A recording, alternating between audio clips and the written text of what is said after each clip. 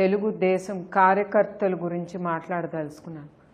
వాళ్ళు కార్యకర్తలు కాదు. చంద్రబాబు నాయుడు గారు నా బిడ్డలతో సమానం. వాళ్ళు మా బిడ్డలు.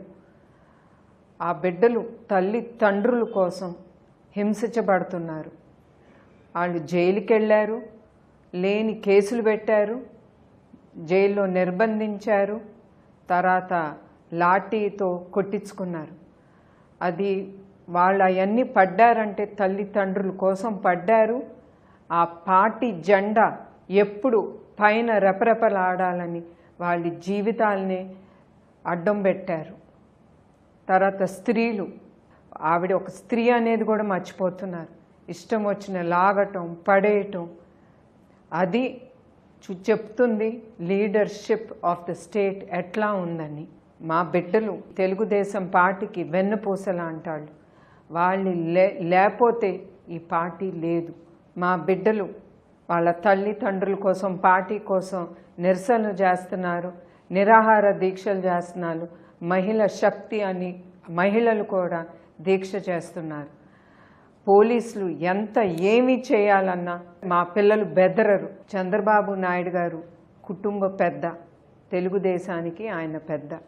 ఆయన కోసం ఆయన పిల్లలు దీక్ష చేసిన, నిరాహారాలు చేసిన, వాళ్ళు లాఠీ చార్జ్ పడినందుకు కూడా నాకు చాలా బాధాకరంగా ఉంది. మీ అందరికీ పేరు పేరున మీ అందరికీ నా మనస్ఫూర్తి ధన్యవాదాలు. మీ అందరికీ తెలుసు, చంద్రబాబు నాయుడు గారిని జైల్లో నిర్బంధించారు. మేము కుటుంబంగా వెళ్ళినప్పుడు, ఆయన చూడటానికి వెళ్ళినప్పుడు అక్కడ ఎస్పీ జైలర్ గారి రూమ్లోనే, అక్కడ ఆయన ఆఫీస్ రూమ్లోనే కూర్చోబెడతారు. రోజు ఒక లాయర్ వెళ్తారు ఆయన చూడటానికి. ఆయన ఒక్క ఆయనే అలౌ చేస్తారు ఆయన రూమ్లోకి, ఆయన నిర్బంధించిన గదిలోకి.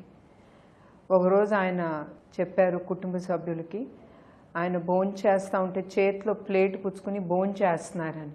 ఆఖరికి ఆయన భోజనం చేయటానికి కూడా ఒక టేబుల్ కూడా ఇవ్వలేదని. ఆ టేబుల్ కోసం కూడా ఆ లాయర్ గారు ఒక లెటర్ పెట్టాల్సి వచ్చింది. ఆ లెటర్ దేనికని నేను అడిగితే లాయర్ గారిని పర్మిషన్ అంట. ఒక టేబుల్, చంద్రబాబు నాయుడు గారు భోజనం చేయటానికి ఒక టేబుల్ కోసం ఆయన పర్మిషన్ తీసుకుని అప్పుడు కానీ ఆ టేబుల్, ఒక చిన్న టేబుల్ ఆయనకి ప్రొవైడ్ చేశారు. అట్లా ఆయన మానసిక క్షోభంతో ఉండాలని ఆయన చాలా ఇట్లాంటి పనికిరాని ఆ చేష్టలు చేస్తున్నారు.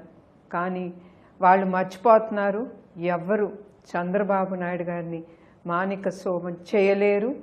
ఆయన ధైర్యంగా ఉంటారు. ఆయన మెంటల్గా కానీ ఫిజికల్గా కానీ చాలా స్ట్రాంగ్ పర్సన్ ఆయన.